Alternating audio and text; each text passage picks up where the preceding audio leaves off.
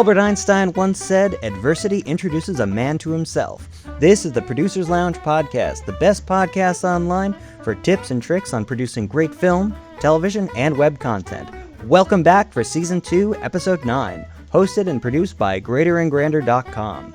On this week's episode, we're chatting with Jeremy Daniel Davis, who has produced the independent feature film Willy's Wonderland, starring Nicolas Cage. We discuss working with big celebrities, networking in Hollywood, and what happens when a film financier lies to you and goes bankrupt. Jeremy Daniel Davis is an actor, writer, and producer who was born in Phoenix, Arizona. Here now is my conversation with Jeremy Daniel Davis. So you bought into the Mac cult, huh? Yeah. I did, man. I have an iPhone, so I just was like, here we go, let me fix this later. I was like, you know what? I'm gonna go to the dark side, and here we go. get my Mac. It's the M1 chip I was hearing so much about. So it was like, all right, let's give it a shot. I actually love it. It's a great computer. Are you a Mac person yourself? I'm a Mac person. I've been a Mac person since I think 2007, and it was funny because since what happened was I was on a shoot for Lifetime, and I was the only person in the office who didn't have a Mac, and and everyone was constantly making fun of me for it. And in fact, one guy on the shoot, he even took a picture of all of our desks lined up, because you know how production office spaces are. Sure.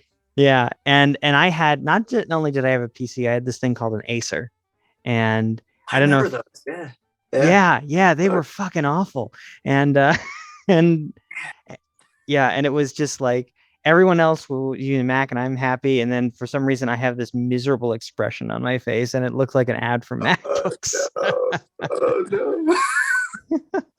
See how great our computers are. See how miserable this guy is without a Mac. Yeah, I love it, man. Oh, it's so good. Acer, I never had an Acer, but I knew people that used them, and I had like an Asus for a while. ASUS. I don't even know if you've heard of them. I actually, funny enough, I have a tablet with them because I got it like for like $50. But yeah. Oh, I love it. Yeah, it's actually a good computer. I actually, really enjoyed using it for a while, but compared to the Mac, it's not even a question which is better. I mean, it's just, yeah. So I just noticed your shirt too. Is that SC shirt? Yeah, this is SC. Look at you, man. Yeah. Look at you. I like it. Yeah. So, all right, I'm in Atlanta right now, and it's after 3:00. So I figured I'd bring in have a drink with you. Have a little orange juice. I saw this. Nice. There's something else in here too. So yeah, cheers. Cheers, sir. Yeah, buddy. I noticed you guys do like martinis and cigars. So I was like, oh man, I love martinis and I love cigars. So it's too bad, we can't do that, but we can have a drink together. So yeah. Exactly. And yeah, that's kind of the overall vibe, just talking about war stories. And I remember I was shooting in Portland and they came and they shut us down and I had to run around buck naked in order to make the shoot, in order to distract him, something ridiculous like that.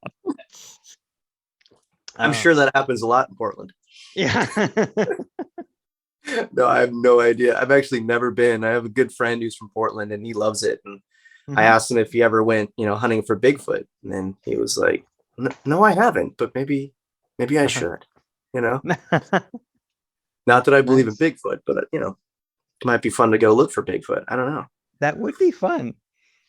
Yeah, never. Yeah. So did you grow up in Atlanta or? No, this is where we shot Willy's Wonderland. And I'm from Phoenix, Arizona originally.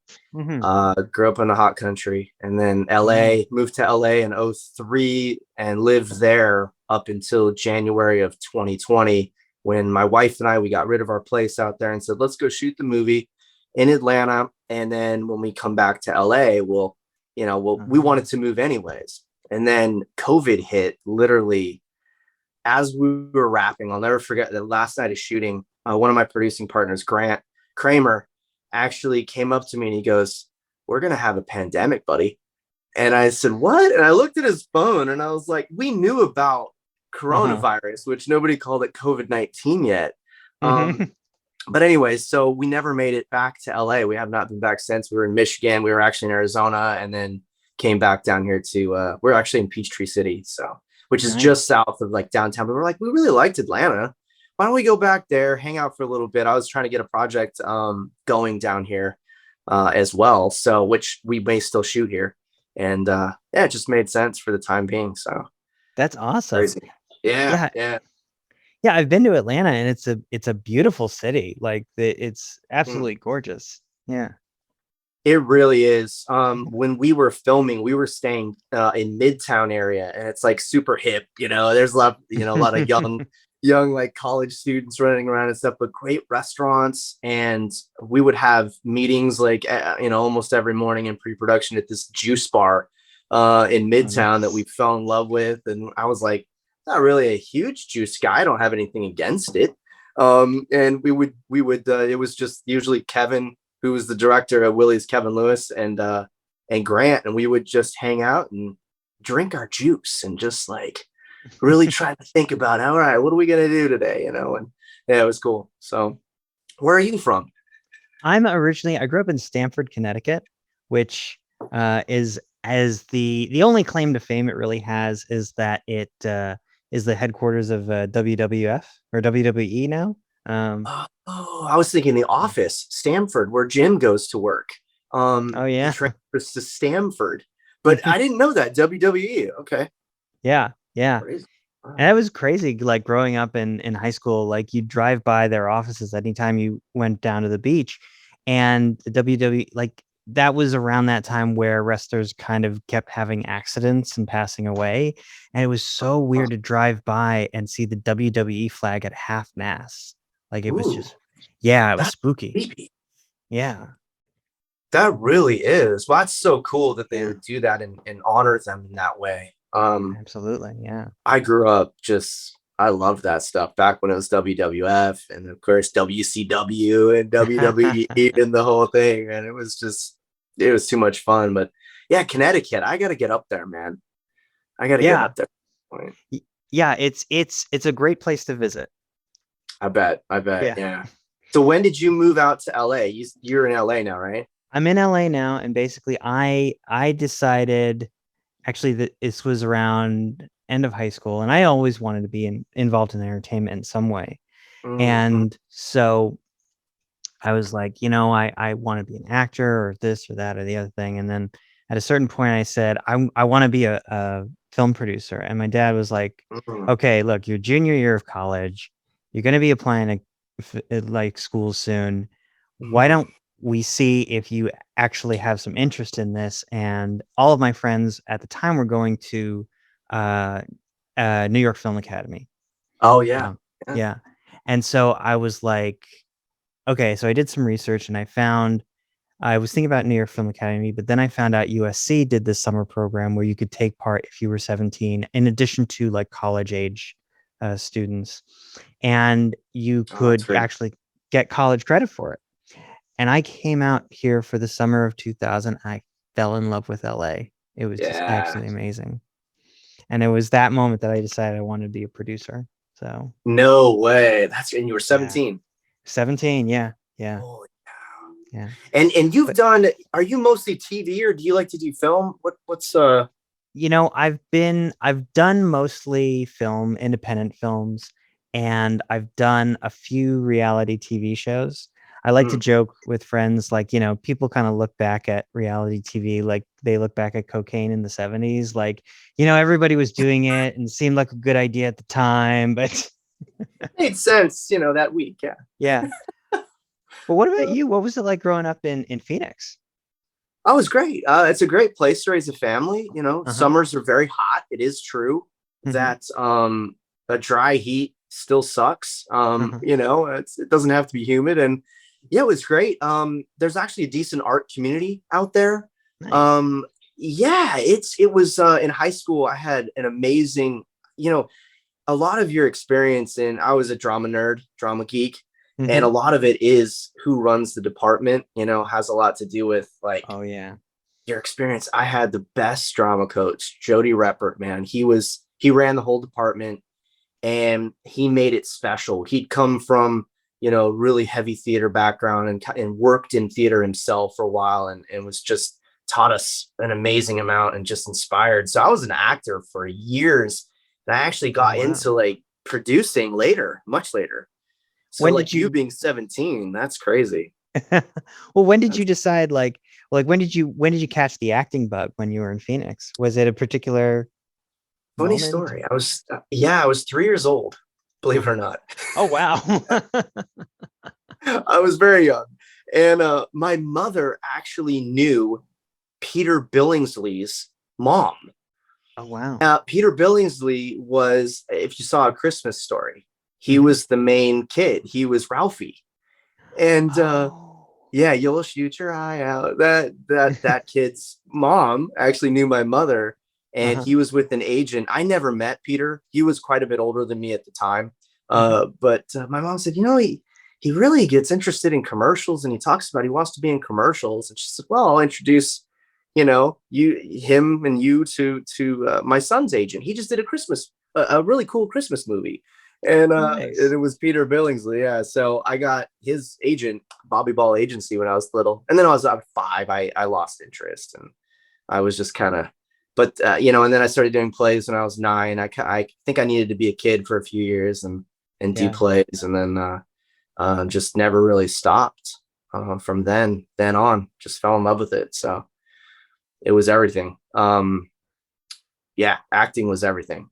I still love it, it's but being a producer now and being kind of like, how it is, it's great to Oh yeah. have, kind of, I don't want to use the word control in a negative way, Mm-hmm. but to really be impactful in every phase of the production, Mm-hmm. and being able to work with great people that hopefully you elevate each other. And I found it to be so incredible. I had no idea what I was going to feel with producing a movie and how I'd feel about the finished product. And I think I felt more excited about it than anything I ever acted in. It was like, this is great. I mean, we get to just create a product as a team, and I just love it. So Oh, that was special. absolutely. I Yeah. mean that I agree with you 100%. Like getting into producing, the thing that really attracted me was you can have a great director and you can have a great actor and great script, but unless you have a producer to bring them all together, Yeah. it's you might wind up with something bad. And I used to cap off that analogy when I talk to people. You might wind up with Howard the Duck, and then I was telling that story to someone who actually worked on Howard the Duck, so it was Oh not. no. Oh no. Do you remember? I obviously you're not going to mention names, but what did they do on Howard the Duck? Um, I, What I, what job did they have? they were part of the production team. I think they might have been like a coordinator or something, but yeah, it was funny because I was in her offices at Universal when I was talking to her about it. So Oh, interesting. All right. And yeah. she's like, isn't that weird when the industry suddenly just feels like so tiny, and Oh you're yeah. like, wow, you just never know who you're talking to at any time.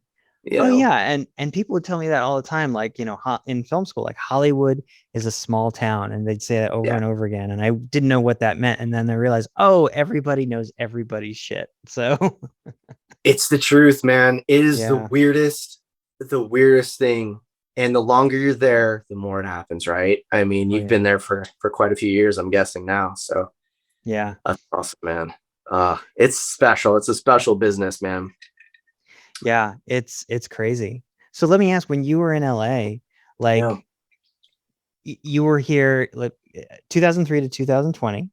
So what were like some of your like, because I think you have an additional some having some distance now being in Atlanta, you can feel comfortable telling me these stories. But I was astonished when I was getting out there after film school. I was trying to network. There are so many producers out there who are just who say they're producers, but they are just bullshitting through their Mm-hmm. fucking teeth. I was curious, like, what was some of the most interesting stories maybe you have from that period, interesting producers. Yeah, where to begin, right? Yeah. Maybe, yeah. Good Lord.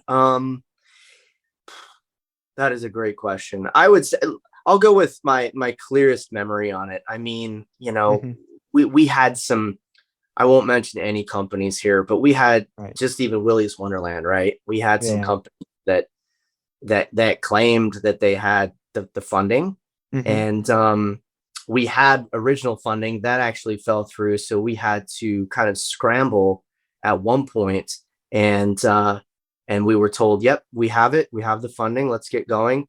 And we were in a very unique situation where we had a creature company that needed a certain amount of time to actually build the creatures in order to get them out here to Atlanta.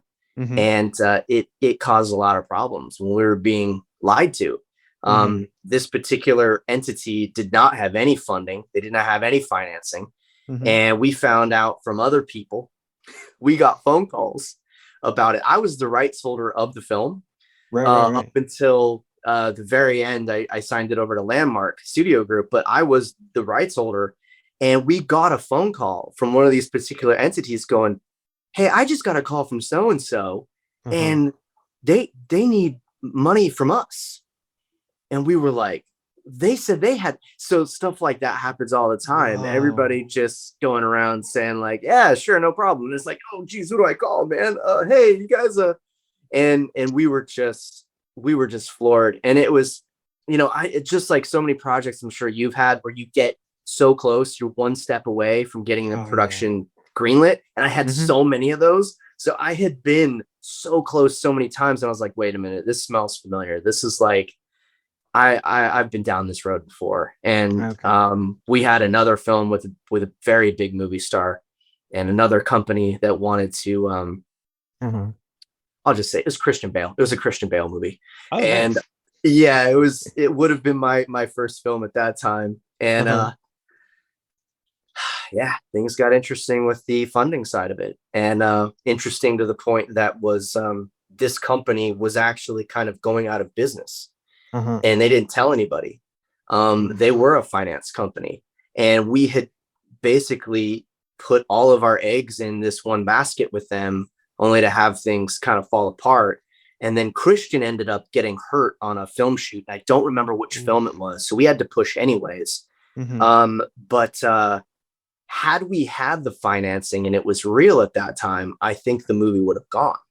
And so when these people go out there and say, I have something that I really don't have, I'm not sure they're always aware or even care about the domino effect that can create. You know, it's like a lot of people are relying on that. But yeah, I definitely wish I could throw out some names out there, but I won't bury anybody on this. And got it. it's just, they know who they are. And man, that was frustrating. But also too, what that does, and this is what I was telling a young filmmaker a while ago, is I said, you know, as a producer, as a filmmaker, director, anybody, you're going to have these hurdles. And if you can figure out how to gracefully jump these hurdles, the only way you're going to actually figure that out is to have adversity hit you.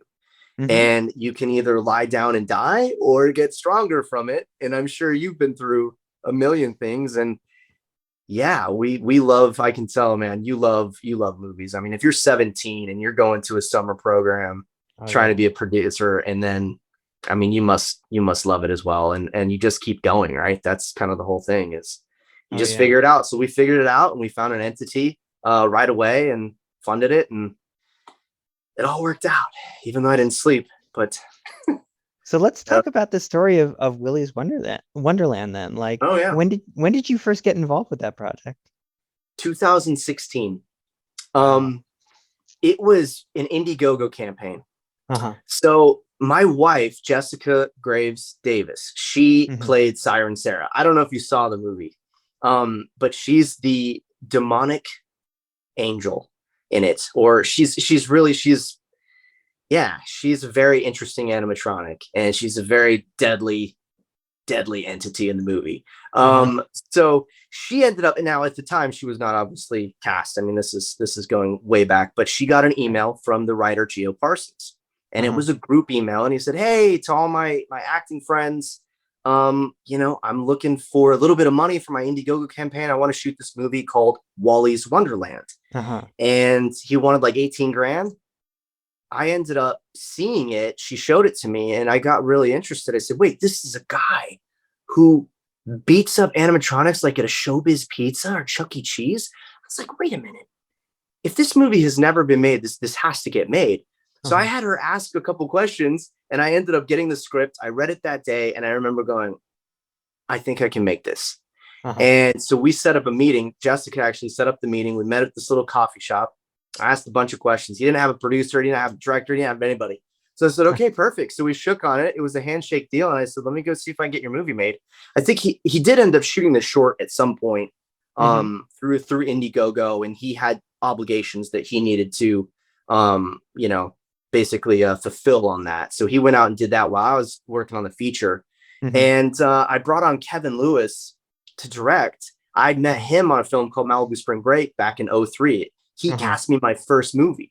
Oh, wow. And yeah, how weird is that? I was a reader. I'd been in town like a couple months and the casting director said, hey, I know you want some experience like in the room, with pros. And I was like, yeah, Malibu Spring Break sounds great. Sounds like a professional, anyways, Kevin wrote it and he's like, oh geez, Malibu Spring Break was kind of a hilarious situation, that movie. But he shot the movie in 9 days and he said, hey, you did such a great job. Would you like to be in the movie?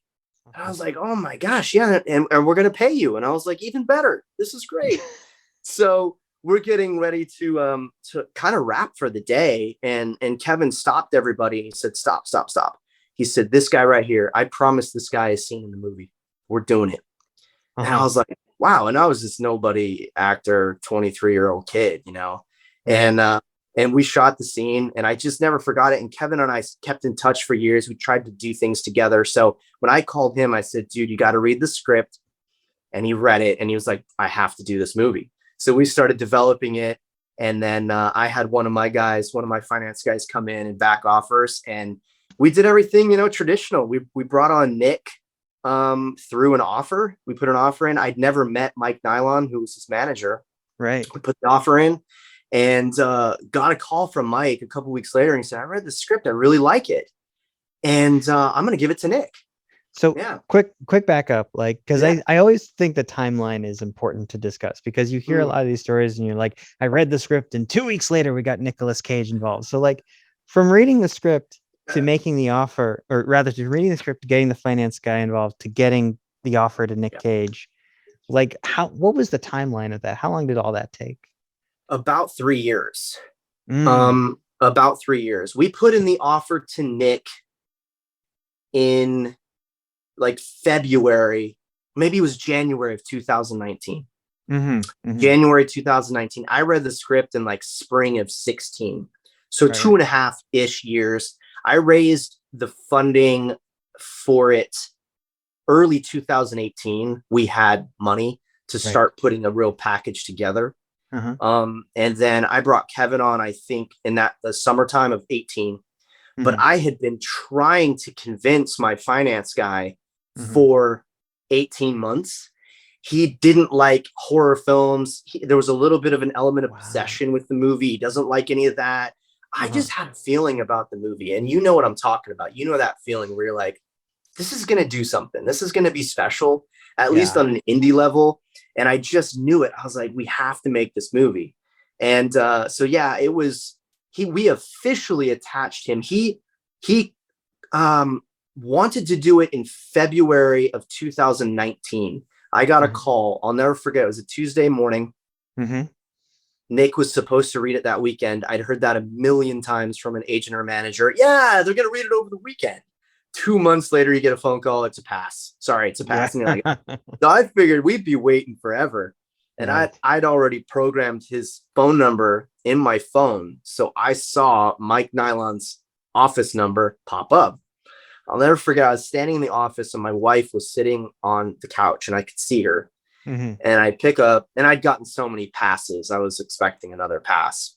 Right. Hey, Jeremy, it's Mike. I said, hey, man, Nick read the script over the weekend. I said, okay. He goes, he wants to do it. I said, I'm sorry. And my wife, Jessica's looking at me, and I just go, And she's like, I was like, he wants to do it. Okay, great. He goes, yeah, we're gonna have to talk about, the terms and stuff. There's a lot to talk about, but yeah, he wants to do it. And so we're a go. We'd like to shoot this summer. I said, awesome. Let me get on the phone with everybody. What was that? It looks like you got a question. No, I don't have a question. I'm just flabbergasted. Like that's amazing. Isn't that crazy? And so I ended up hanging up, and Jessica was like, oh my God, did I hear that right? And I was like, yes, you did. I can't even believe what I just heard. I'm going to call Kevin, and I'm going to call Gio. So I think I called Gio first, and I said, hey man, are you sitting down? And he's like, what is it? And I said, Nick wants to do the movie, buddy. He's like, hold on. I got to put it on speakerphone. And I think they were engaged at the time, is now his wife. And she said, what's going on? And he said, say it again. Amalia's here. And I said, Nick wants to do your movie, buddy. I said, now the work begins. And, I had my wife standing there, and it was just a heck of a moment. I grew up Nick Cage fan, and now to have him wanting to do a movie that I was putting together, it was great. I called Kevin, and Kevin was like, no way, Nick Cage, we got Nick Cage. And then, how it goes at that point, the work begins. Yeah. And I call that the last good day until we were officially greenlit. I mean, there are so many stories with how the movie progressed from that point. It was incredible. I had to keep going back to that day for those good thoughts and inspiration of Nick Cage wants to do the movie, because I never realized Nick was at that time still a huge movie star, but he'd done a few movies that weren't as good as some of the other movies that he had done previously. And he was in kind of an interesting place creatively. So I thought we were kind of going to be able to fly under the radar in a sense. And there were people that came out of the woodwork. My advice, if anybody's wants advice who's listening I wish somebody would have told me, really at any level, anytime you're producing a movie, especially if you have someone like Nick Cage, people are going to come out of the woodwork. Right. There are going to be people you never figured are going to lie to you to try to get something. Right. And they're going to there were great links that people went to, and I was shocked, and I was a newer producer, and people were trying to take advantage of me left and right. I couldn't believe it. So I had to really make sure the team was, only as big as it needed to be. And trusting people at that point. I'm such an optimistic person, and I was so happy to just be making a Nicolas Cage movie. I could not believe the amount of deception that was happening, and not to go from here to here, in this conversation we're having, but it got weird. I think that's valuable. Like, I think it's valuable to talk about the stuff that did get weird, because, a lot of people think independent film is like, oh, you're going to get a camera and shoot, a haunted house movie in the woods with your friends or something. But when you get a big target on your back, like if you have a Nicolas Cage or something else on it, then you get a lot of interesting people approaching you. One example I'd like to share is it was right before the recession. I was negotiating a deal for it's like 07. This was 07, beginning of 08. And I was negotiating a deal basically to get $2 million for a buddy of mine's first feature film. Nice. And that was back when the DVD market was still blowing up, and you could make a straight to DVD movie for $4 million. Now that market has really crashed. But back then, basically I was negotiating with this guy who was a real estate developer who later wound up getting indicted by the FBI. So luckily I wasn't tied up in that. But what was interesting was I was starting to approach casting directors about helping to package the project. And there was this one guy, I won't say his name. He knows who he is. But I was in his office. He had two beautiful actresses just sitting on the couch in his office, apparently doing nothing, just doing stuff on their smartphones.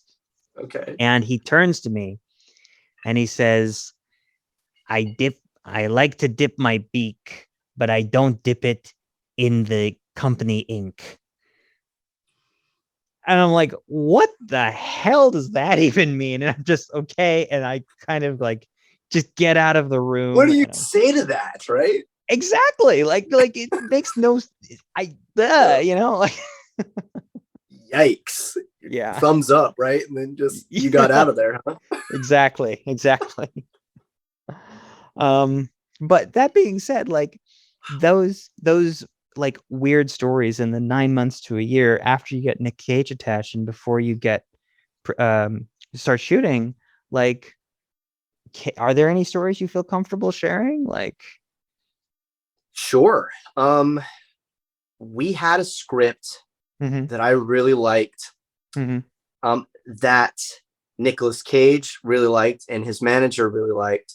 Yeah. That our sales company wouldn't sell or fund. Yeah. Wow. We were stuck. I couldn't believe it. I said, but Nick wants to do it.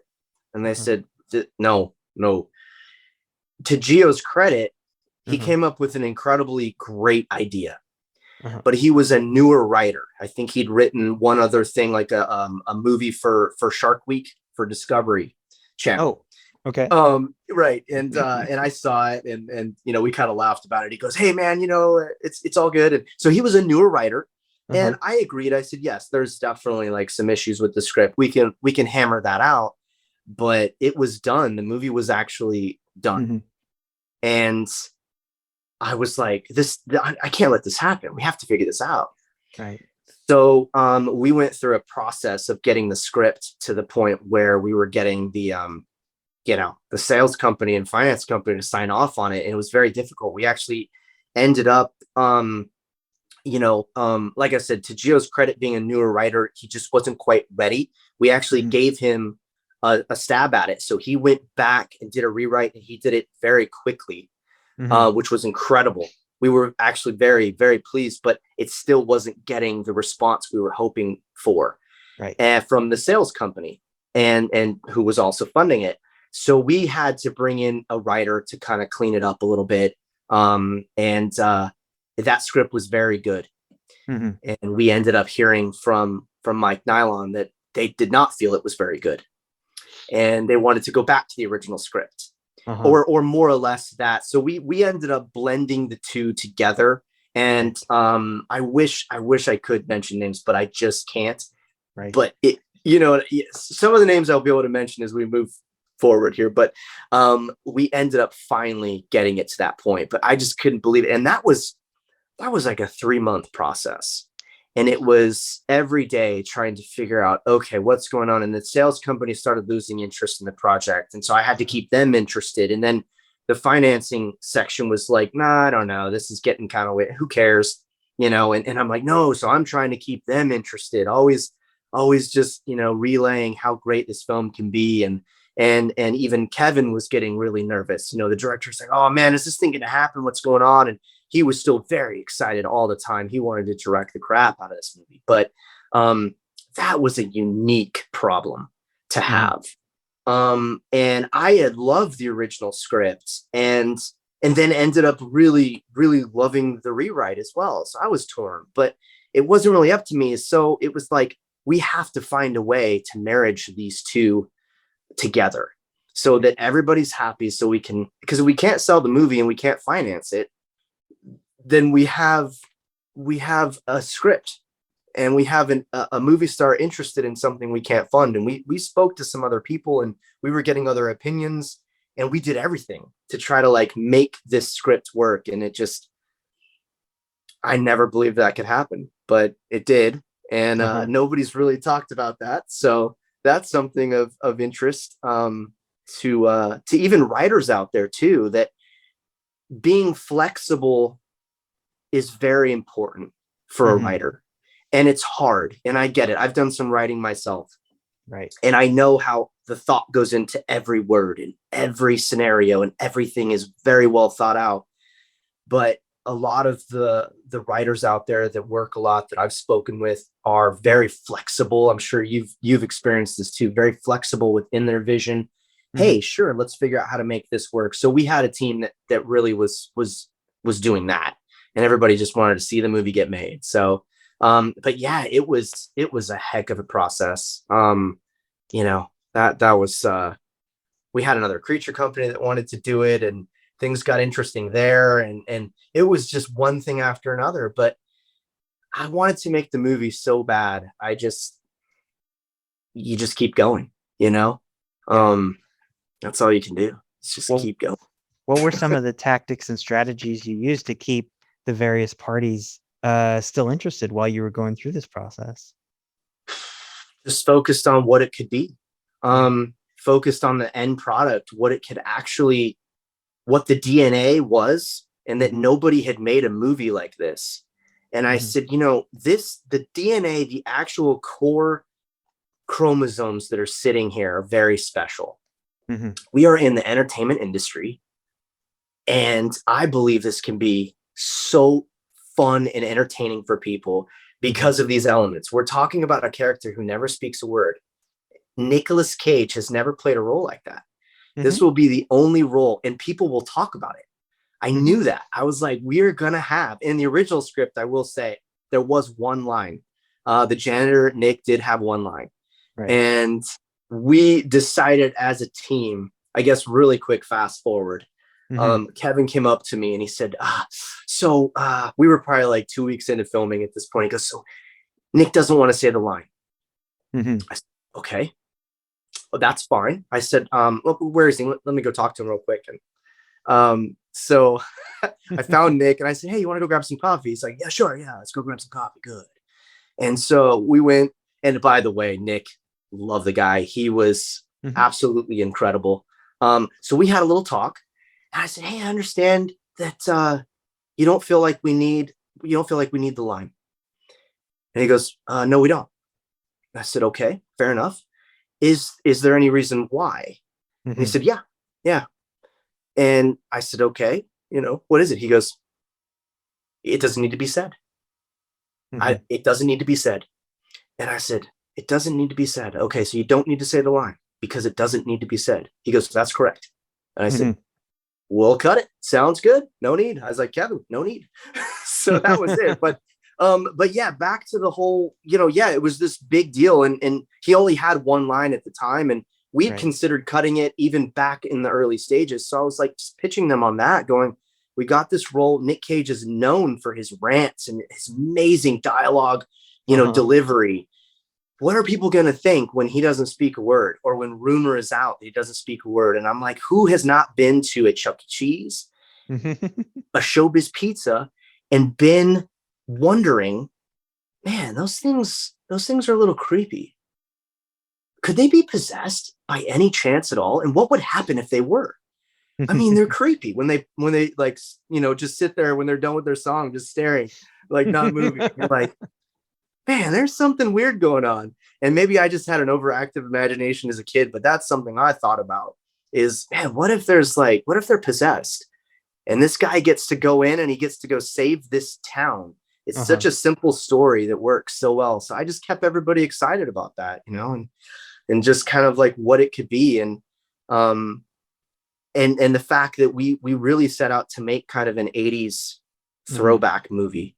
And I was always, I really was an 80s kid. I was born in 79, and I loved it. And even when Jen Schreck designed the Willy's Wonderland t-shirt, I actually David, my producing partners David and Grant, they were out doing something. I didn't know where they were. I couldn't get a hold of them, and she comes and brings me the shirt. We'd been working on it earlier that day, and I was like, this is perfect. Done. Print these. Yes, because it was just the perfect 80s t-shirt style. And I was like, this is going to be so hilarious on Nick. And Kevin and I had talked about it, and Gio and I had talked about how funny that was going to be to make a shirt that was just a little too tight for him, you know, and it ended up fitting actually quite good on him. And we're like, dang it, he still looks good, man. We wanted him to look a little goofier in it, and he still looks cool. It was like, dang, but yeah, so many challenges, man. It's suspenseful and it's weird and twisted, and it walks this really fine line really well. And because it's really easy for something like that, with a concept like that, to just kind of go off into silly town, right? And it doesn't. It does it really well. And I can see why Nicolas Cage wanted to do this. Yeah. Thank you for that. We had many conversations. Your producing like antenna is up and working well, because we had a lot of those conversations. Boy, if we don't do this right, this is going to be super stupid. Yeah. It's just like, and no offense to anyone or anything involving the project, but we all knew that if it wasn't executed, if people didn't get what we were trying to do, which was we didn't take ourselves too seriously. We wanted to have some fun and entertain people. That was really, I mean, there's nothing deeper there, but there is a deep message that we all really wanted to make sure people understood at the end of the movie. And that was, the janitor sticks to his promise and he ends up winning and getting what he wants in the end, because he sticks to what he said he would do. I'll clean the place. It just so happens that there are these possessed animatronics trying to kill him. So it's more of a nuisance. And there was a moment in the bathroom when he fights Gus the gorilla.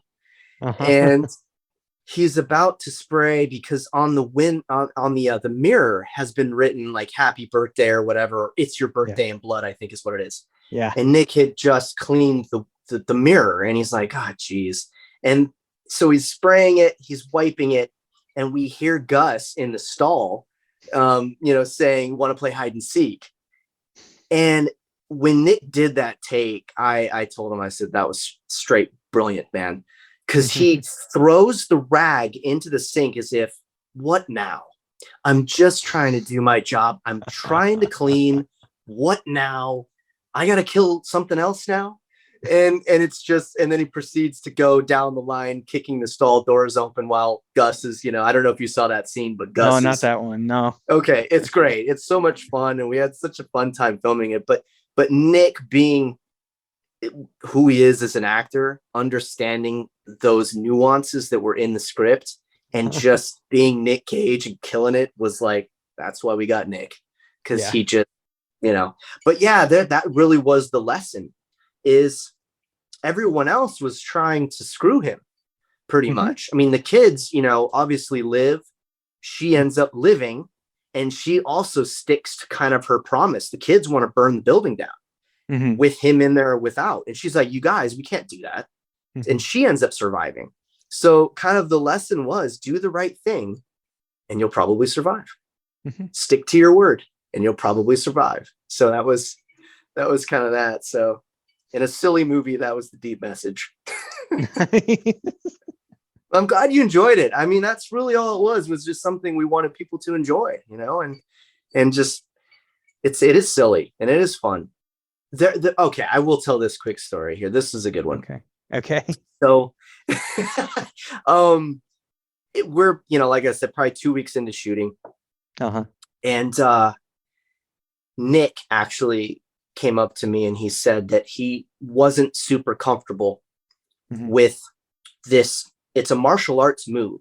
So when your hands are actually tied behind your back, at one point his hands are tied behind his back, with a zip tie. And our stunt coordinator, Charlie Parrish, absolutely incredible stunt coordinator. If you are a producer and you are shooting anywhere and you need a stunt coordinator to kick butt, Charlie Parrish is your guy. He was incredible. So it's a move where you basically sit on top of somebody, you knock them down, and you're on top of them, and you have to squeeze, you basically break their neck with your knees. You're down on them and you're here and you squeeze and you can snap someone's neck. And Charlie taught Nick the move.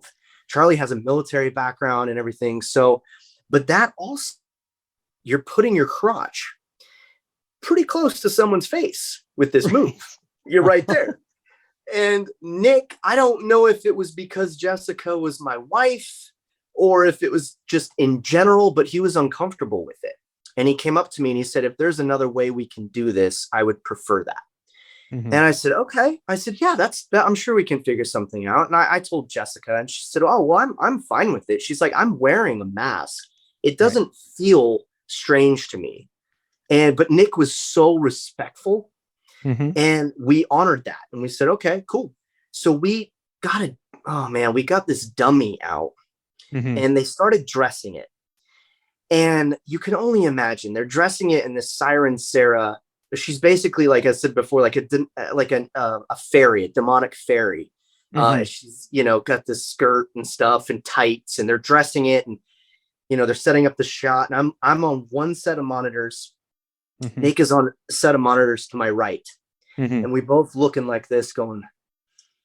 We look at each other simultaneously, and we're seeing this mess happening in front of us on the monitors. Just like it looks so stupid.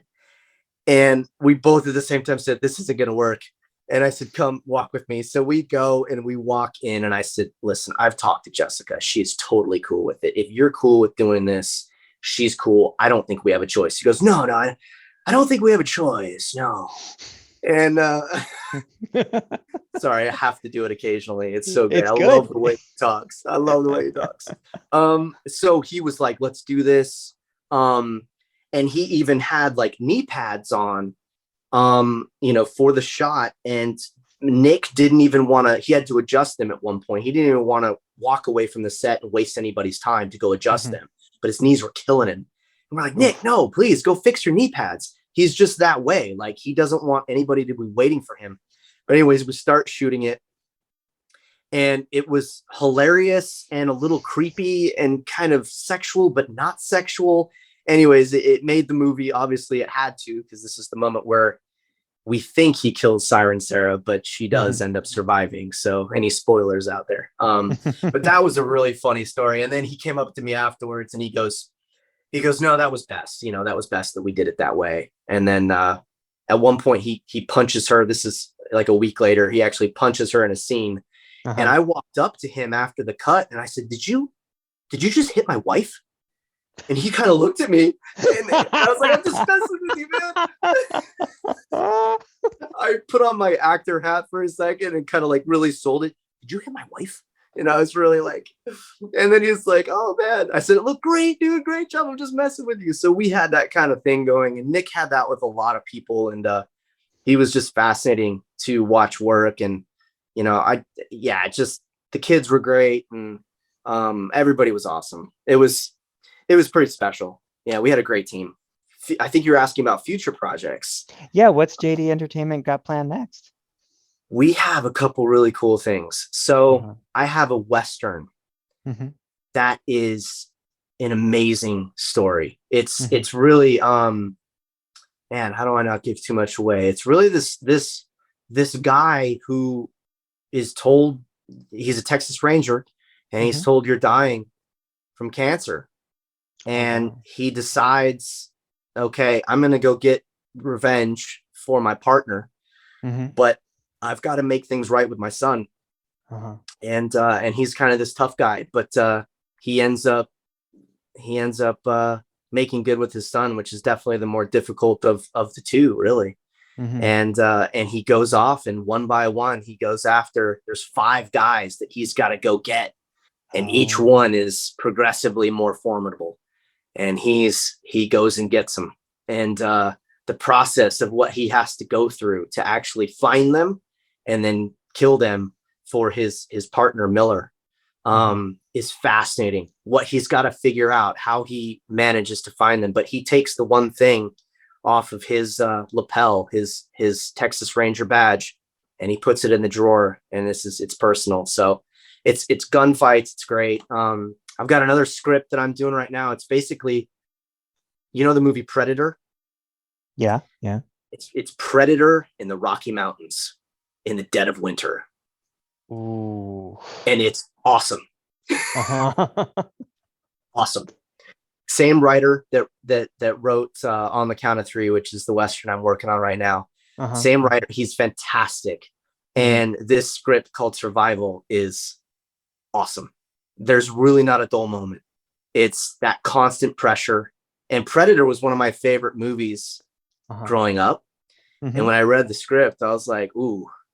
Now, mind you, he didn't steal anything from the movie Predator, but that's the idea. Is of there? Course, yeah.